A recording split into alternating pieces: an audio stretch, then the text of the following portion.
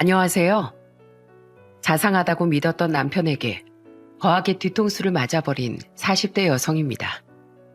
여러분, 인생에서 가장 큰 행복은 뭐라고 생각하시나요? 돈, 사랑, 혹은 명예. 아마 예상컨대 돈이라고 대답하시는 분들도 꽤 많을 거라고 생각합니다. 솔직히 말해서 돈이 많으면 걱정거리도 줄어들고 할 수 있는 게 많잖아요. 그래서 저도 한때는 돈이 최고라고 생각했던 적도 있습니다. 하지만 지금은 아니에요. 돈이 아무리 많아도 그 돈을 가진 사람의 됨됨이가 되먹지 못하면 하나도 소용없다는 걸 느꼈거든요. 제가 오늘 여러분들께 해드릴 얘기는 돈 때문에 사람의 탈을 벗어버린 무식하고 막대먹은 제 남편에 대한 이야기입니다. 아, 이제 이혼했으니 전 남편이라고 해야겠네요. 그놈이 저와 저희 가족들에게 어떤 짓을 저질렀는지, 그리고 그런 놈의 인생이 어떻게 나락으로 떨어졌는지 들려드리고 싶어요. 조금 긴 얘기가 될 것 같은데 아무쪼록 잘 들어주셨으면 좋겠습니다. 저는 버스를 타고 한참이나 들어가야 있는 외딴 시골 마을에서 태어나고 자랐습니다. 집이 학교랑 너무 멀어 통학 시간이 왕복 2시간이나 걸렸다고 하면 대충 짐작이 가시려나요? 그래서 그런지 저의 어린 시절은 늘 느긋하고 평온했던 것 같아요. 그때는 지금처럼 스마트폰이 있던 시절도 아니라 버스를 타고 학교를 오가는 내내 창밖의 풍경을 바라보는 일이 제 취미였죠. 노랗게 익은 벼가 끝없이 펼쳐진 논을 바라보고 있자면 제 마음도 노랗고 풍성하게 차오르는 느낌을 받았습니다. 집도 몇 채 없는 외딴 시골이라 가로등도 거의 없어 이른 저녁만 돼도 어둠이 까맣게 내려앉았어요. 저는 밤만 되면 동생들과 함께 마당에 있는 평상에 드러누워 풀벌레 소리를 들으며 밤하늘의 별을 세곤 했죠. 하나, 둘, 셋, 넷. 언니, 별이 한 개 더 늘어났어. 우와, 정말이네. 저 깜빡이는 별은 뭐지? 새로 태어나는 별인가 봐. 아니면 착한 사람 눈에만 보이는 별인가? 전에 동화책에서 읽었는데 착한 사람 눈에만 보이는 옷도 있다고 그랬거든. 너무나도 어렸던 전 깜빡이는 별이 비행기인 줄도 모르고 신기해하며 좋아했어요. 아무리 낙엽만 굴러가도 까르르 웃는 나이라지만 장난감이나 제대로 된 오락시설도 없던 시골 마을에선 그 모든 게 다 새롭고 즐겁게 다가왔거든요. 도시에서 살아본 적이 없어서 그런지 시골에 사는 게 딱히 불편하진 않았어요. 통학 시간이 오래 걸리는 거야 이미 적응된 지 오래였고 아빠가 마당에서 따다 주는 단감을 아삭아삭 베어 먹는 것도 뒷산에 가서 산딸기를 따먹는 것도 소소하게 즐거웠거든요. 그런데 시골 생활보단 다른 데서 불편한 점이 있었어요. 그건 바로 저희 엄마가 소리를 듣지 못하는 청각 장애인이라는 점이었습니다. 엄마는 어렸을 적 병을 앓아 청각을 잃었다고 하시더라고요. 그래서 어린 마음에 그런 엄마가 믿기도 하고 좀 원망스럽기도 했죠. 아무리 어렸다지만 생각해보면 참 철이 없었던 것 같아요. 엄마가 청각 장애인이라는 걸 친구들이 알까봐 학교에선 엄마에 대한 얘기를 전혀 하지 않았거든요. 그런데 제가 말을 하지 않아도 소문은 다 나게 되어 있더라고요. 국민학교 3학년이던 어느 날 학교에 갔는데 저와 별로 친하지 않은 친구가 저에게 말을 걸었어요. 야, 너네 엄마 귀 안 들린다며? 알고 보니 저와 같은 동네에 사는 딱 한 명 있는 친구가 반에 소문을 냈던 거였어요. 소문은 삽시간에 퍼졌고 까불거리는 애들 몇 명이 저를 놀리기 시작했죠. 진짜 웃기다. 우리 집 복순이도 복순아 하고 이름 부르면 저 멀리서부터 달려오는데 너네 엄만 네가 불러도 못 알아들을 거 아니야. 그럼 강아지보다도 못한 거잖아. 우리 엄마가 그러는데 세상엔 개보다 못한 사람도 있대. 아니거든? 우리 엄마도 내가 부르면 달려오거든? 그 말은 사실이 아니었습니다. 소리를 듣지 못하는 엄마는 제가 아무리 크게 소리를 질러도 알아채지 못했으니까요. 대신 엄마의 시선이 닿는 곳에서 방방 뛰거나 입을 크게 벌리고 팔을 위아래로 휘저으면 엄마가 알아채곤 했어요. 뻥치지 마. 소리를 못 듣는데 부른다고 어떻게 달려오냐? 아, 나중에 니네 엄마 앞에서 진짜 네 말이 맞는지 시험해봐야겠다. 그런데 내가 복수나 하고 불렀는데도 니네 엄마가 돌아보면 어떡해? 말을 못 알아들으니까 뭐라고 했는지도 모르고 그냥 돌아볼 거 아니야? 진짜 웃기겠다 그럼. 만약에 니네 엄마가 돌아보면 넌 복순이 딸이야. 저는 친구들이 그렇게 놀릴 때마다 분한 마음을 감출 수 없었습니다. 마음 같아선 친구들의 얼굴을 핥히고 머리카락을 다 잡아 뜯고 싶었지만 친구들과 싸우면 안 된다고 가르치시던 아빠의 말씀이 생각나 참고 또 참았어요. 하지만 엄마에게 원망스러운 마음이 드는 건 어쩔 수 없더라고요. 우리 엄마도 남들처럼 평범했으면 이렇게 놀림받을 일도 없었을 텐데 하필이면 왜 귀도 안 들리는 사람이 우리 엄마인지 세상이 너무 밉더라고요. 그런데 어느 날 친구의 놀림을 더 이상 참을 수 없는 사건이 터지고 말았습니다. 엄마가 양말을 사준다길래 오랜만에 엄마의 손을 잡고 버스를 한참 타고 나가 시내에 있는 시장에 갔습니다. 좌판에 깔아놓은 색색의 양말을 보면서 어떤 걸 고를까 고민하고 있었는데 하필이면 제 눈앞에 그 녀석이 나타나더라고요. 우리 엄마에게 복순이라고 부르겠다던 그 얄미운 녀석이 말이죠. 그 녀석은 웬일인지 혼자 있었는데 저와 엄마를 발견하자마자 손가락으로 우리 쪽을 가리키며 킥킥거리고 웃더라고요. 저는 기분이 나빠 고개를 획 돌려버렸어요. 그런데 글쎄 그 녀석이 복순아 하고 크게 외치는 게 아니겠어요? 저는 더 이상 참을 수가 없었습니다. 사람이 바글바글한 그 시장 바닥에서 우리 엄마한테 복순이라고 부르는데 얼굴이 화끈거리고 창피해서 미쳐버릴 것 같았어요. 그런데 더 문제는 뭔지 아시나요? 소리를 못 듣는 우리 엄만 그 친구가 놀리는지도 모르고 환하게 웃으며 친구에게 다가갔다는 거예요. 우리 자영이 친구구나. 반가워. 친구의 말대로 복순이라고 불렀는데도 반갑게 인사를 건네는 우리 엄마를 보자 너무 창피해서 쥐구멍에라도 숨고 싶었어요. 친구 말대로 옆집 똥개도 자기 이름을 알아듣는데 우리 엄만 왜 그것조차 알아듣지 못하는 건지 진짜 죽고 싶을 만큼 엄마가 미웠어요. 그런데 안 그래도 얼굴이 시뻘개진 저한테 그 녀석은 차마 참을 수 없는 막말을 내뱉더라고요. 니네 엄마 진짜 웃기다. 복순이라고 부르니까 진짜 오네? 그런데 에베베베 하는 거 그거 뭐야? 애벌레야? 아, 애벌레라서 강아지보다 못한 거구나? 애벌레 발로 콱 하고 밟으면 죽는데 내가 너네 엄마 발로 밟아봐도 되지? 저는 그 말에 화를 주체하지 못하고 녀석에게 성큼성큼 다가가 두 팔로 어깨를 세게 밀어버렸어요. 아! 그 아인 뒤로 넘어지며 양말이 들어있던 자판에 부딪히며 엉덩방아를 찧었어요. 그리고는 울음을 터뜨리더라고요. 아프지 않아? 저는 그 모습을 씩씩대며 무섭게 노려봤습니다. 그런데 엄마는 그 나쁜 애를 혼내기는커녕 친구를 밀면 어떡하냐며 저한테만 타박을 하더군요. 자영아, 친구를 밀면 안 되는 거야. 친구한테 얼른 사과해. 내가 왜 사과를 해야 되는데 제가 먼저 나랑 엄마를 놀렸단 말이야. 평소에도 엄마 보고 복순이라고 놀리고 난 복순이 딸이라고 놀렸단 말이야. 그리고 오늘은 애벌레라면서 밟아버린다고까지 하는데 왜 나보고만 참으라고 해. 엄마 바보야? 귀만 안 들리는 게 아니라 머리도 나쁜 거야? 나 진짜 너무 억울하다고.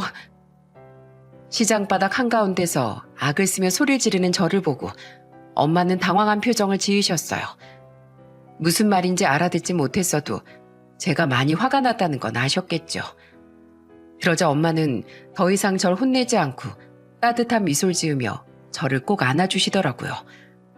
하지만 전 그런 엄마의 가슴을 주먹으로 퍽퍽 치며 계속 소리를 질렀습니다. 엄만 왜 귀가 안 들려서 나 이렇게 답답하게 해.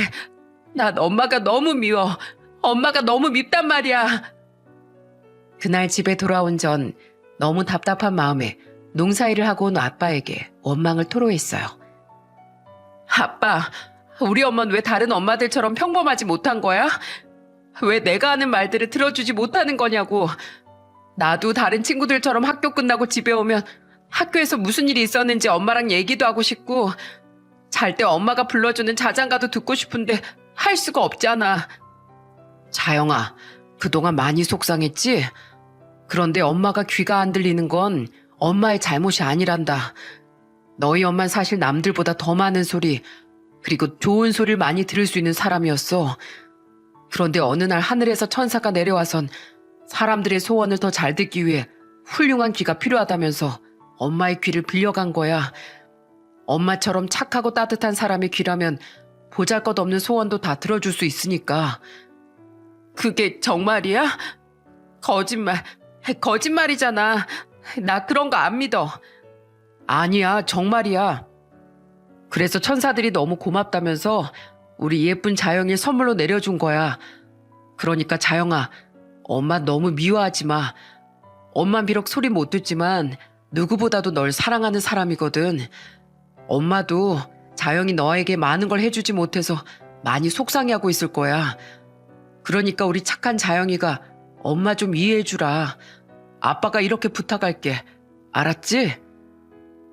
아빠는 저를 달래면서도 몸이 불편한 엄마를 이해해주라며 엄마 편만 들었습니다.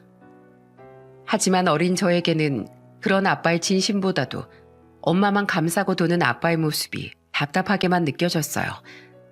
사실 우리 아빠는 정말 바보 같을 정도로 엄마만 졸졸 따라다니는 사람이었거든요. 그 일이 있은 지 얼마 지나지 않아 엄마 아빠가 농작물을 재배하는 비닐하우스에 놀러 간 적이 있었어요. 주말엔 시골에서 할 게 별로 없었기 때문에 동생들이랑 가끔 놀러가서 잡초도 괜히 뽑아보고 땅에 기어다니는 개미도 구경하곤 했었거든요. 그런데 한창 비닐하우스 안에서 놀고 있는데 갑자기 엄마가 새참을 가져오겠다며 나가시더라고요. 그런데 역시나 아빠는 엄마를 혼자 둘 수 없다며 곧장 엄마를 따라 나갔습니다. 여보, 혼자 가면 어떡해? 나랑 같이 가야지. 듣지도 못하는 엄마의 뒤통수에 대고 혼잣말을 하는 아빠가 우스워 보였어요. 그래서 그냥 집에 가야겠다고 생각하고 손에 묻은 흙을 탈탈 털고 일어나 아빠를 따라 밖으로 나갔습니다. 그런데 그때 사건이 발생하고 말았어요. 엄마가 좁은 시골길 위에 올라서자마자 아빠가 소리를 빽 하고 지르고 만 거예요.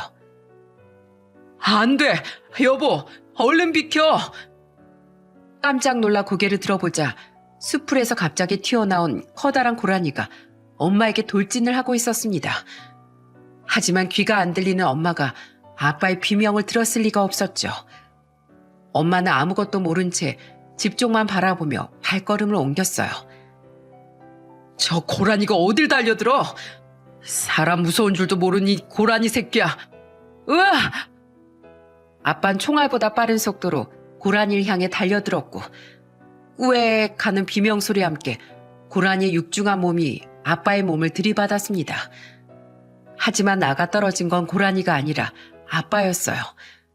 그놈의 고라니는 잠시 비틀거리다가 겁을 먹고 다시 숲을 속으로 도망갔지만 아빠는 멀리 날아가 큰 소리를 내며 밭두렁 아래에 처박혔거든요. 다리가... 아빠는 다리를 심하게 다친 건지 이상한 자세로 다리를 붙잡고 고통에 찬 신음을 내뱉었습니다. 그런데 그 와중에도 아빠는 엄마만 걱정하더라고요. 여보, 울지 마. 난 괜찮아. 당신은 어디 다친 데 없는 거지? 아깐 고라니가 당신을 들이받으려고 해서 얼마나 놀랐는지 몰라. 아유, 저놈 덩치도 크지. 아무리 시골이라지만 갑자기 사람한테 달려들 줄 누가 알았겠어? 하지만 멀쩡하다는 말과는 달리 아빠는 다리가 부러져 한동안 깁스 신세를 져야 했습니다. 저는 그런 아빠를 보면서 정말 바보 같다고 생각했어요. 아빠는 항상 엄마 옆에 붙어 다니며 엄마만 챙겼거든요. 사실 질투를 했던 것 같기도 해요. 정작 보살핌을 받아야 할 어린아이인 저인데 아빤 저보다 엄마를 더 아기처럼 챙기는 것 같았으니까요. 그날 이후로 저는 엄마 아빠를 원망하는 마음이 커지면서 부모님을 멀리하게 되었어요. 사춘기에 접어들면서부턴 엄마 얼굴도 잘 쳐다보지도 않고 말을 걸면 짜증만 내기 일쑤였죠. 하지만 그런 저의 태도를 하루아침에 180도 바꿔놓은 사건이 있었답니다. 중학교 2학년이던 어느 날 아끼던 머리핀이 없어진 거예요. 그래서 머리핀을 찾으러 집안을 샅샅이 뒤지던 전 엄마 방까지 뒤지게 되었어요. 그런데 이게 웬걸? 엄마 방에 있던 낡은 서랍 안에 처음 보는 물건이 들어있더라고요. 그건 바로 손때가 잔뜩 묻은 두툼한 노트 여러 권이었습니다. 그 노트의 겉면에는 놀랍게도 소중한 내 선물 자영이에게 라고 적혀 있었어요. 그걸 보고서도 펼쳐보지 않을 자식이 어디 있을까요? 저는 궁금한 반, 당황스러운 반으로 그 노트를 한 장 한 장 펼쳐서 읽어보았답니다. 알고 보니 그 노트는 엄마가 저를 임신했을 때부터 써오던 육아 노트더라고요. 그 안엔 제가 몰랐던 놀라운 이야기들이 많이 들어있었습니다. 자영아, 오늘 시장에서 만난 그 아이와 사이가 좋지 않은가 보더구나. 그 아이가 너와 나를 손가락으로 가리키며 웃기에 반가워서 그러는 줄만 알았단다. 그런데 아마 이 엄마가 귀가 들리지 않는 사람이라는 걸 알고 놀렸던 거겠지? 미안하구나. 그런 줄 알았으면 그 아이에게 먼저 인사를 하지 말 걸 그랬다. 엄마가 못나서 우리 자영이가 친구들 앞에 서기 많이 창피하지? 우리 자영이 이렇게나 똑똑하고 예쁜데 엄만 그에 비해 너무 보잘것없으니 너에게 더 좋은 부모를 주지 않고 하늘도 참 무심하시지. 시장에서 친구가 우리 엄마를 복순이라고 부르며 놀렸던 그날, 악을 쓰며 울고 불던 저를 보며 엄마가 얼마나 마음 아파했는지 느껴졌어요. 그런데 어리고 철없던 저는 그런 엄마가 밉다며 그렇게 사람이 많은 곳에서 소리를 고래고래 질러댔죠. 그때의 제 행동이 너무 후회되어 가슴이 찢어지는 것 같았습니다. 그런데 엄마의 육아 노트는 제 어린 시절을 지나 중학생이 된 지금까지도 이어져 오고 있더라고요. 우리 예쁜 딸 자영아, 오늘도 학교 끝나고 집에 온 너의 표정이 좋지 않더구나. 혹시 학교에서 친구랑 싸운 거니? 아니면 무슨 다른 안 좋은 일이라도 있었던 거니?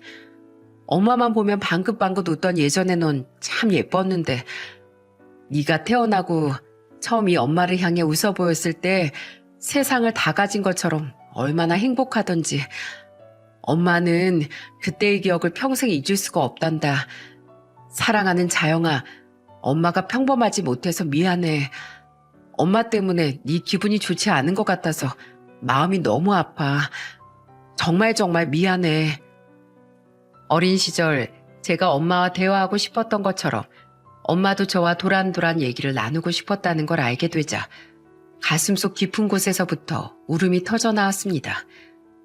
이렇게 항상 저만 바라봐주고 사랑해주던 엄마였는데 왜 그런 엄마에게 나는 못되게 돼 있을까 너무 후회가 되어 땅을 치며 서럽게 울었어요. 아빠의 말대로 귀가 안 들리는 게 엄마 탓도 아닌데 제가 그동안 제 감정에만 치우쳐서 철없고 못난 행동을 했던 거죠. 엄마 미안해. 내가 너무 나빴어. 다신 안 그럴게. 다신 엄마를 미워하지 않을게. 저는 그날 농사일이 끝나고 돌아온 엄마의 품에 포 안겨 뜨거운 눈물을 흘렸습니다. 엄마는 그런 저에게 평소처럼 따뜻한 미소를 지어 보이며 안아주셨어요.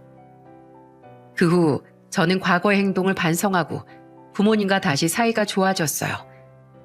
그리고 사랑이 넘치는 집안에서 화목하게 자라며 저는 서울로 대학을 진학했답니다.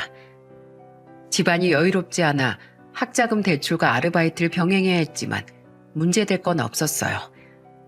열심히 공부하고 열심히 일해서 무사히 대학을 졸업했으니까요. 그리고 저는 평소에 관심 가지던 속기사 자격증을 따 취업했습니다. 그렇게 열심히 일하던 중 인테리어 회사에서 직원으로 일하는 남편을 소개로 만나게 되었어요. 서글서글한 인상에 자상한 성격, 성실한 모습까지 남편감으로선 부족함이 없는 사람이라고 생각했습니다. 그래서 전 이 사람이라면 미래를 함께해도 되겠다는 생각에 결혼을 약속하게 되었습니다. 결혼 전 처음 시댁에 인사를 드리러 갔는데 현관에서부터 환한 미소로 저를 반겨주시던 시부모님의 모습이 기억이 납니다. 남편이 아버님을 닮았는지 시아버지 역시 웃는 모습이 서글서글 하시더라고요. 시어머니도 상냥한 말투로 절 맞아주시고 남편의 형과 누나도 모난 데 없이 둥근 성격을 가진 것 같아 좋았습니다. 직업이 속기사라고? 그거 왜 국회나 법원에서 정장 입고 떡하니 앉아서 타자기 치는 그거 아니냐? 보아하니 그런 중요한 일이라면 연봉도 적지 않게 받겠구나. 우리 한수가 여자를 참 잘 만났어. 역시 예빌 닮아 여자 보는 눈이 있구나. 으아, 그럼 타자 치는 속도도 엄청 빠르겠네요. 난 아무리 연습해도 타자 속도가 안 늘어서 회사에서 보고서 작성 느리다고 맨날 구박받는데. 이야, 손가락 좀 봐. 이렇게 가늘고 기다랗게 뻗어 있으니까 타자를 빨리 치나 봐요. 듬직하고 성실한 남편에 자상하고 따뜻한 시댁 식구들까지 저는 결혼을 결심하길 잘했다는 생각이 들었어요. 그리고 소박하게 결혼식을 올린 후 둘이서 대출을 받아 작은 집부터 시작했습니다. 신혼여행에서 돌아온 첫날 남편이 제게 그러더군요. 여보, 내가 앞으로 정말 잘할게. 손에 물 안 묻히게 해주겠다는 약속은 못하지만 그래도 남들보다 행복하게 해준다고 꼭 약속할게. 당신과 미래에 태어날 우리 아이 위해서라면 내 몸이 가루가 되도록 열심히 일할 자신 있어. 그러니까 여보, 우리 앞으로 당신은 내 편, 난 당신 편이 되어주면서 우리 오순도순 예쁘게 살자. 알았지? 남편의 따뜻하고 애정어린 그 말에 저는 그만 눈물을 흘리고 말았어요. 세상에 이런 행복이 또 있을까 하는 생각이 들더라고요. 이 사람과 함께라면 아무리 힘든 일도 이겨낼 수 있을 것 같다는 확신에 가슴이 뜨거워지는 기분을 느꼈답니다. 그 후 저희는 아들 하나, 딸 하나를 낳고 다른 평범한 가정처럼 무탈하게 살아갔어요. 가끔 싸울 때도 있고 서운한 일도 있긴 했지만 행복한 순간이 더 많았죠. 특히 아이들이 커가는 모습을 볼 때면 가슴이 벅차올라 가끔씩 감동의 눈물을 흘리기도 했답니다. 그런데 역시나 사람이 평생 좋은 일만 있는 건 아닌가 봐요. 결혼 후 몇 년이 지난 어느 날 집안에 큰 사고가 발생했거든요. 안 그래도 매년 여름철마다 찾아오는 태풍이 저희 시골집을 아슬아슬하게 비껴가는 바람에 가슴을 쓸어내린 적이 한두 번이 아니었는데 이번엔 그런 행운이 찾아오지 않았던 겁니다. 자영아, 이걸 어떡하면 좋니? 바람에 비닐하우스가 몽땅 다 망가져버렸다. 비닐이야 다시 씌우면 된다지만 틀이 다 무너져 내리고 기껏 키운 작물들이 다 뭉개져 버렸으니 이걸 어떻게 해야 되니? 이렇게 물에 푹 젖고 여기저기 상처 나서 썩어버린 것들은 동물 사료로도 취급을 안 해주는데 아휴, 이 아빠 정말 너무 속상해서 죽고만 싶구나. 1년 내내 그 고생을 하며 농사를 지어 수확 시기만 바라보고 있던 부모님께 이런 날벼락이라뇨. 안 그래도 나이가 들어 여기저기 몸도 아프신 분들이 고생한 게 한순간에 다 날아갔다고 생각하니까 저까지 허망함을 감출 수가 없더라고요. 그 일 이후 아무리 힘든 상황에도 밝은 미소를 잃지 않던 긍정적인 우리 아빠는 웃음을 잃어버린 채 매일 집에만 틀어박혀 신세 한탄만 했습니다. 하지만 저도 경제적으로 여유가 별로 없고 일이 너무 바빠 차마 아빠를 들여다볼 엄두가 나지 않았습니다. 그런데 엎친 데 덮친 격으로 안 좋은 일이 또다시 일어났어요. 전화기 너머로 들려온 아빠의 목소린 비닐하우스가 망가졌을 때보다 더 심각했습니다. 자영아, 난 네 동생 성민이 때문에 죽겠다. 이걸 어떡하면 좋니? 아빠 무슨 일이에요? 성민이가 왜요? 아니 이놈의 자식이 너무 급하다면서 돈을 좀 빌려달라지 뭐냐. 보름 안에 꼭 갚을 수 있다고 하면서 말이야. 평소엔 돈 얘기 꺼내지도 않던 녀석이 갑자기 다급한 목소리로 그런 얘기를 하니 내가 안 줄 수가 있어야지. 그런데 보름은커녕 2달이 다 되어가는데도 줄 생각을 않는다. 그 돈이 없으면 큰일인데 아휴 정말 답답해서 미치겠구나. 네? 돈을 빌려주셨다고요? 얼마나요? 3천만 원. 딱 3천만 원 빌려줬다. 농사 지으며 조금씩 모아뒀던 돈인데 그걸로 비닐하우스를 짓고 나면 남는 것도 없겠다 싶었지. 그런데 성민이 그 녀석이 그 돈을 홀랑 빌려가서 돌려주질 않으니 어떡하면 좋으냐. 올해 농사를 망쳤으니 내년 농사라도 빨리 시작해야 하는데 비닐하우스도 없이 어떻게 농사를 짓는단 말이냐. 뭐라고요? 3천만 원이요? 아빠, 걔한테 그렇게 큰 돈을 줘버리면 어떡해요. 월급이 그렇게 많지도 않은 애가 그 큰 돈을 보름 만에 어떻게 갚는다고요. 정말 속상해. 착하기만 했던 남동생이 왜 그런 짓을 했는지 납득이 가지 않았습니다. 저는 몇 번이나 통화 시도를 한 끝에 겨우 남동생의 이야기를 들을 수 있었어요. 누나, 미안해. 내가 순간 뭐에 홀렸었나 봐.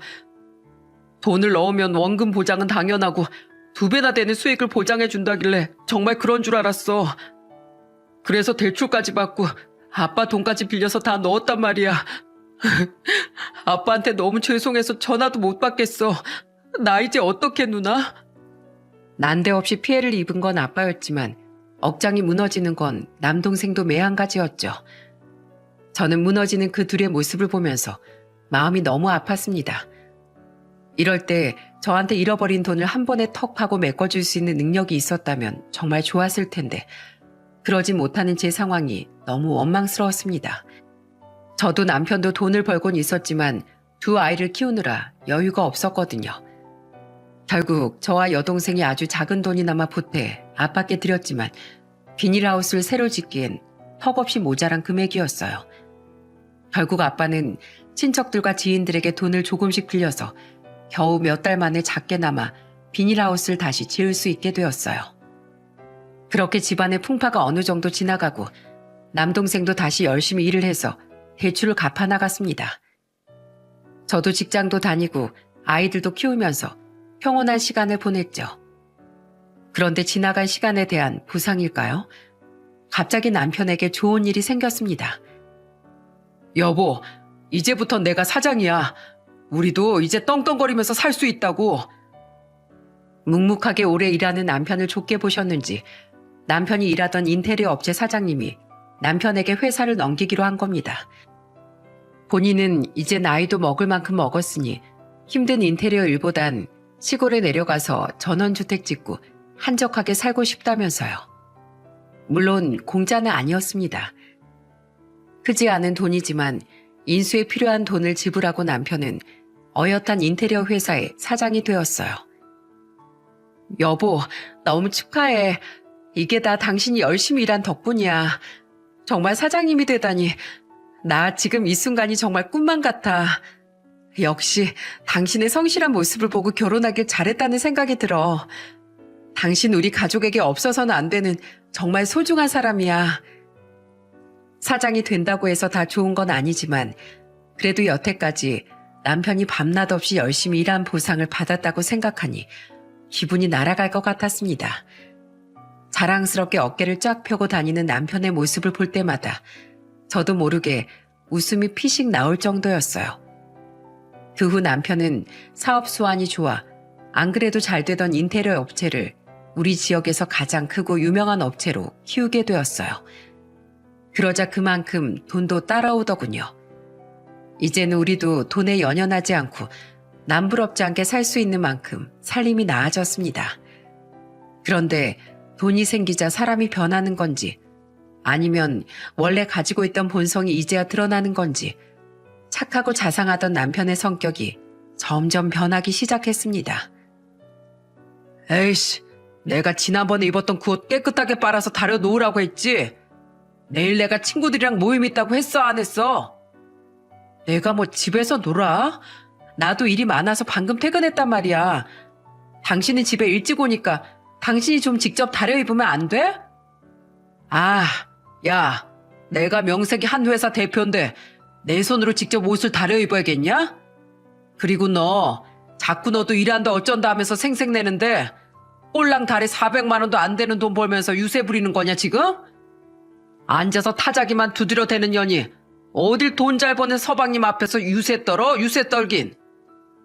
남편은 처음엔 본인보다 돈을 못 버는 저를 무시하기 시작하더니 나중엔 저희 부모님까지 모욕하더군요. 당신 설마 그 시골 양반들 나중에 모시고 살 생각하는 건 아니지? 만약에 그런 생각이라면 꿈도 꾸지 마. 돈 없으면 그냥 조용히 늙어 죽어야지. 어떻게 자식들한테 빌붙을 생각을 해? 가뜩이나 귀도 안 들리는 양반이나 답답해 죽겠는데 나중에 치매라도 걸리면 말도 안 통하는 사람 똥오줌까지 받아내면서 어떻게 살아? 당신 지금 뭐라고 했어? 말이 너무 심한 거 아니야? 말이 심하긴 뭐가 심해? 내가 뭐 틀린 말 했어? 당신 부모 무식하고 돈 없는 건 사실이잖아. 한심하게 땡볕에 지저분한 농사일만 하고 있으니 사람이 발전이 없지. 아유. 저는 그런 남편의 모습을 보며 분노가 치밀어 올랐습니다. 이런 쓰레기 같은 인성을 여태까지 어떻게 숨기고 살았는지 정말 기가 막히고 코가 막혔어요. 마음 같아선 당장이라도 이혼하고 싶었지만 아직 두 아이가 어렸기에 아이들이 조금 더 클 때까지만 참기로 했습니다. 그런데 이런 아나무인 쓰레기 앞에선 참는 것도 한계가 있더군요. 어느 날 아빠가 경운길 운전하다가 사고가 크게 나고 말았습니다. 당장 수술을 해야 하는데 부모님이 가지고 계신 돈이 부족했어요. 저는 부모님의 사정을 잘 알고 있었기에 모자란 수술비 300만 원을 우리 돈으로 보내겠다고 남편에게 얘기를 했죠. 그랬더니 남편은 대답 없이 전화를 뚝 끊더라고요. 알고 보니 남편은 그 길로 병상에 누워있는 저희 아빠를 찾아간 거였습니다. 아니, 300만 원이 뭐 큰 돈이라고 겨우 그 정도 돈도 없으세요? 그러게 무식하게 이런 시골 구석에서 농사나 지으니까 돈이 없죠. 그래서 사람이 저처럼 공부를 하고 기술을 익혀야 하는 겁니다. 아시겠어요? 왜 한심하게 살아서 자식들 돈을 빨아먹습니까? 제가 힘들게 일해서 번 돈을 왜 당신들한테 퍼줘야 되냐고요? 서럽게 울면서 전한 아빠 입에서 나온 얘기는 정말 충격적이었습니다. 심하게 다쳐서 걷지도 못하는 아빠에게 찾아가 저런 막말을 퍼붓다니요. 이게 정녕 사람인가요? 그동안 그 어떤 막말을 해도 아이들을 생각해서 참고 참았지만 이번엔 정말 참을 수가 없더라고요. 당신 미쳤어? 당신이 우리 아빠한테 가서 뭐라고 짓거렸는지 다 들었어. 당신이 그러고도 사람이야? 어떻게 다쳐서 누워있는 우리 아빠한테 그런 입에 담기도 힘든 더러운 말을 내뱉을 수가 있는 거야? 아, 뭐 어쩌라고? 야, 내가 뭐 틀린 말 했냐? 아니, 너도 뇌가 있으면 생각을 해봐. 너네 부모 나이가 몇인데 그 오랜 세월 얼마나 한심하게 살았으면 겨우 300만 원도 없어서 자식한테 빌려달라고 하냐? 나 같으면 그 나이에 돈 없어서 빌빌거릴 바엔 그냥 확 죽어버리겠다. 뭐라고? 당신 지금 말 다 했어? 뭐가 어쩌고 어째? 저는 남편의 막말을 더 이상 듣고 있을 수가 없었습니다.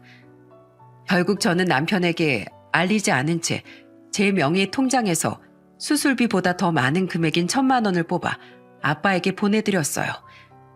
그리고 저 더러운 말만 내뱉는 쓰레기 자식에게 복수하기로 마음을 먹었습니다. 복수의 과정은 생각보다 어렵진 않았습니다. 워낙에 막말을 시도 때도 없이 내뱉던 놈이기 때문에 녹음기만 켜놓으면 증거를 수집하기가 너무 쉬웠거든요. 거기에 더해서 저는 속기사인 제 직업을 살려 남편이 저와 제 부모님께 했던 그 모든 막말들을 시간 순서대로 자세히 글을 써 꼼꼼하게 기록해 두었습니다. 그렇게 저는 남편 모르게 조용히 이혼 준비를 했어요. 사실 마음에 제일 걸렸던 건 아이들이었습니다. 아직 초등학생밖에 안 된 아이들에게 이혼 가정을 만들어주는 게 너무 미안했거든요. 하지만 아이들도 평소에 아빠의 만행을 다 지켜봐서 그런지 제 편을 들어주더군요. 엄마, 전 아빠 없어도 잘 살 수 있어요. 엄마만 있으면 돼요. 그러니까 우리 아빠 없이 우리끼리만 행복하게 살아요. 저는 아이들의 응원에 힘입어 이혼 준비를 차근차근 해나갔습니다. 저도 연차가 쌓여 연봉이 적은 편은 아니었고 그동안 착실히 모아둔 돈도 있었기에 친정 근처에 전셋집을 마련할 수 있었어요. 그리고 전셋집을 구한 후에는 집안의 살림살이를 하나씩 그쪽으로 옮겼습니다.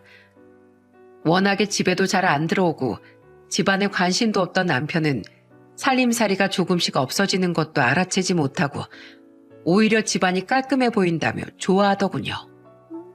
뭐야? 요즘 집안이 깔끔하다. 내가 집에 오면 편하게 쉴 수 있게 잘 좀 치워놓으랬더니 이제야 말을 좀 알아들었나 보네. 하긴 돈 없는 네가 내 말을 안 들으면 어쩌겠어. 총구석 거지들 밑에서 자란 자식이 이런 거라도 잘해야 사람 구실하지.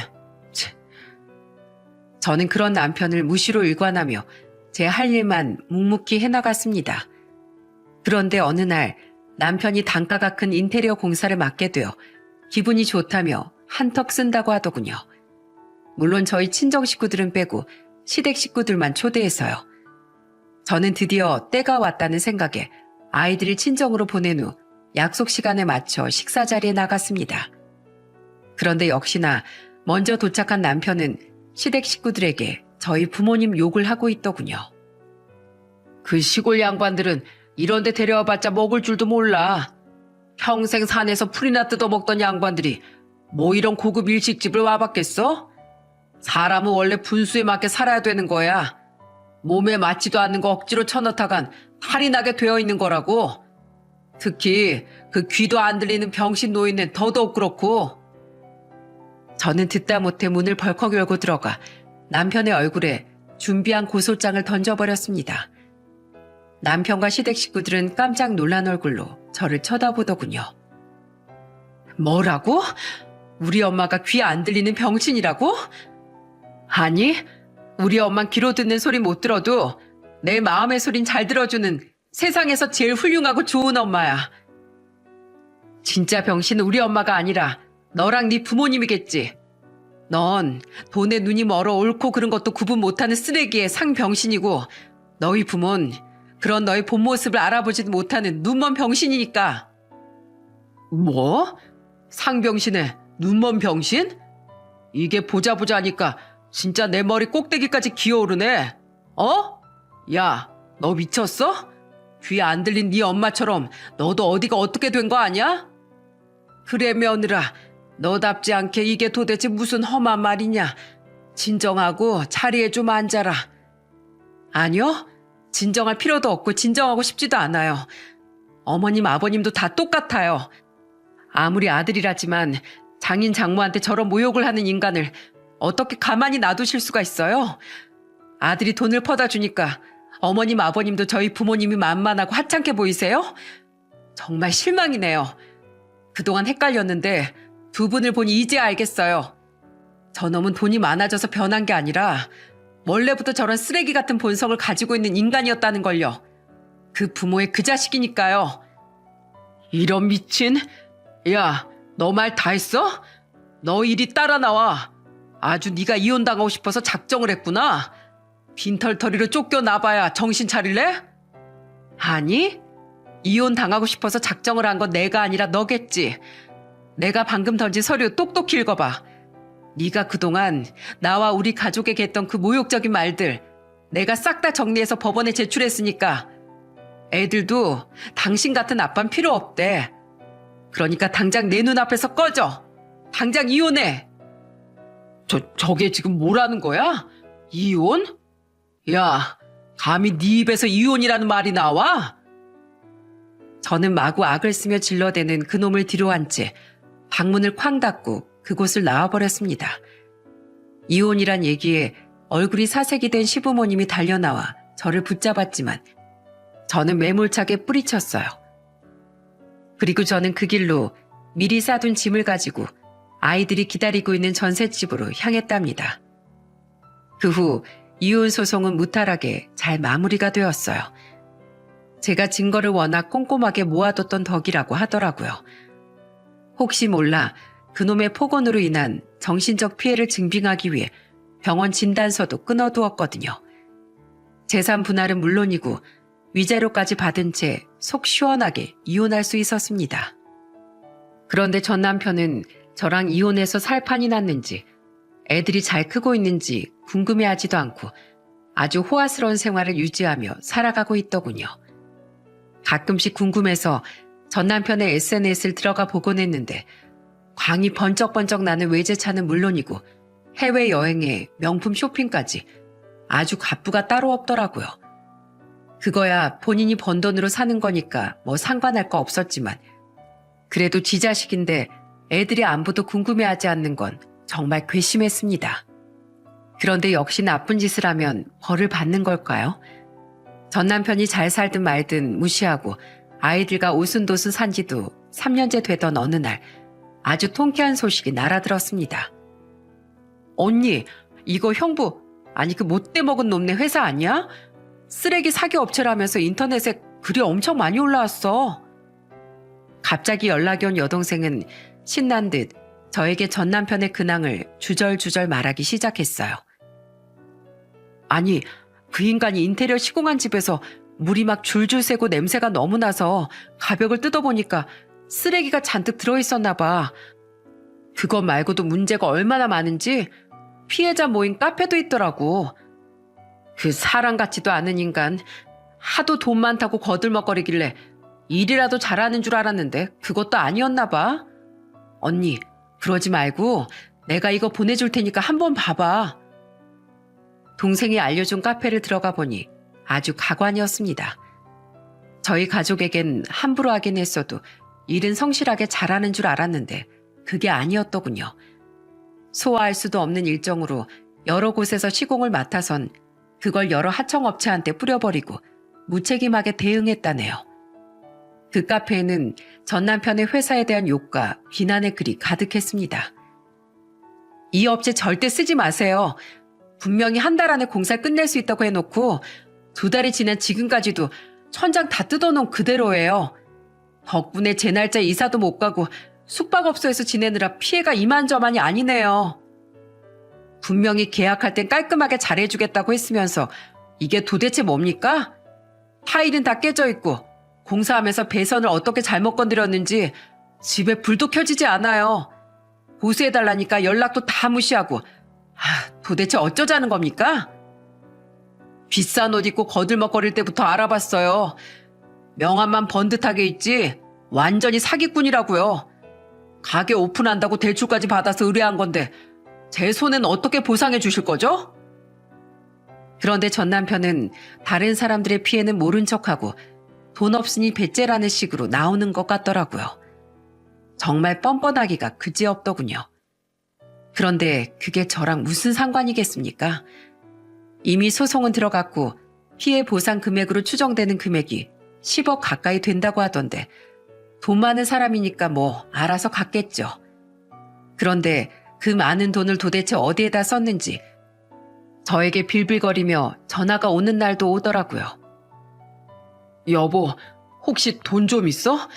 내가 물어줘야 할 돈이 좀 있는데 약간 부족해서 그 외에 나한테서 재산 분할해 간 돈이랑 위자료 받은 거 있잖아.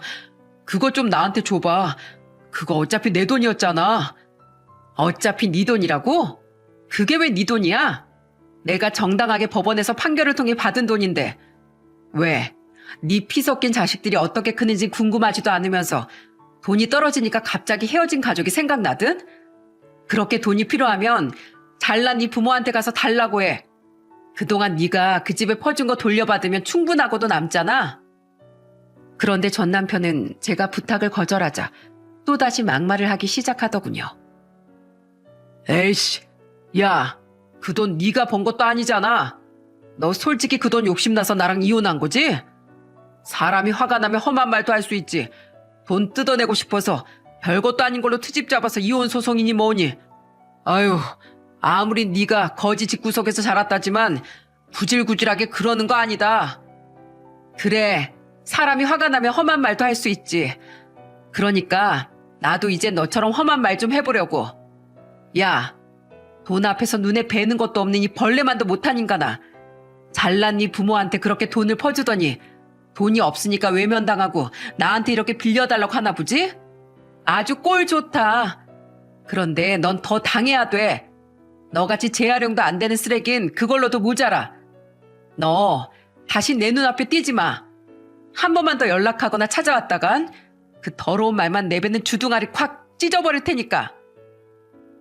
할 말을 다다다 쏟아낸 전 전화를 끊고 전 남편의 전화번호를 차단해버렸습니다. 그러자 전 남편은 저희 부모님, 심지어 동생들한테까지 전화를 해서 돈을 내놓으라고 난리를 치더군요.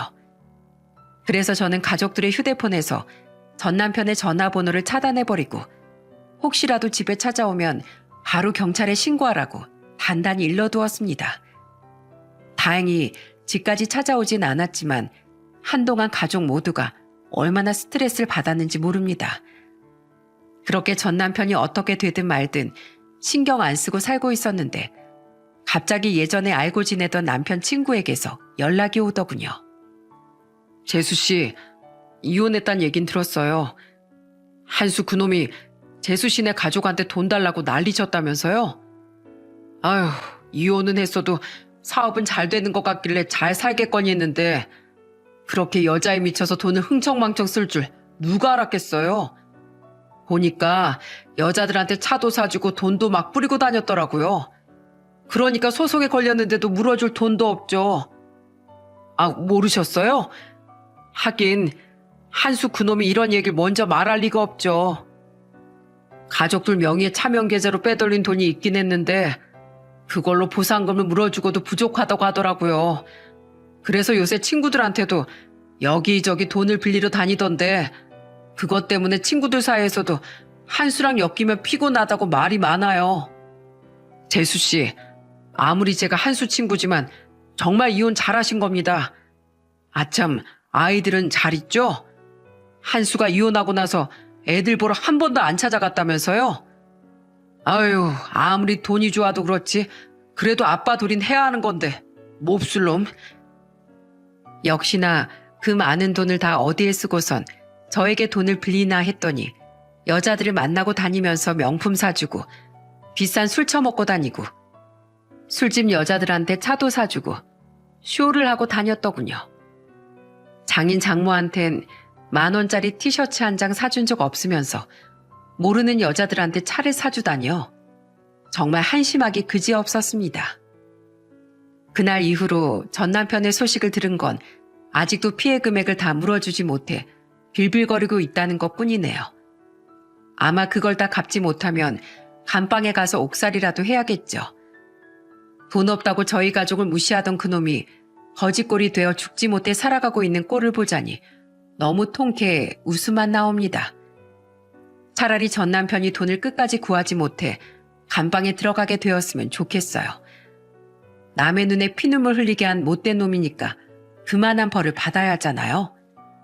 요즘 우리 애들은 아빠 없이 엄마랑만 살아서 너무 행복하다고 말한답니다. 저런 나쁜 아빠는 없는 이만 못하대요.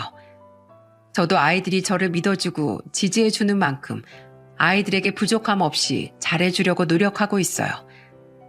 그리고 저를 올바르게 키워주신 부모님께 잘해야겠다는 생각도 항상 하고요. 여러분, 제가 처음에 인생에서 가장 큰 행복이 뭐였냐고 물었었죠. 맞아요. 인생에서 가장 큰 행복은 돈이 아니랍니다. 돈 많은 전 남편보다 돈 없는 저희 부모님이 저에게는 훨씬 더 소중했으니까요. 돈보다는 가족들이 사이좋게 서로를 배려하며 건강하게 사는 것, 그게 진정한 행복 아니겠어요? 그래서 저는 요즘 너무 행복해요. 전 남편이 저와 결혼 후 달콤한 말을 해줬을 때랑은 비교도 할 수 없을 만큼 많이요. 여러분들도 행복하신가요?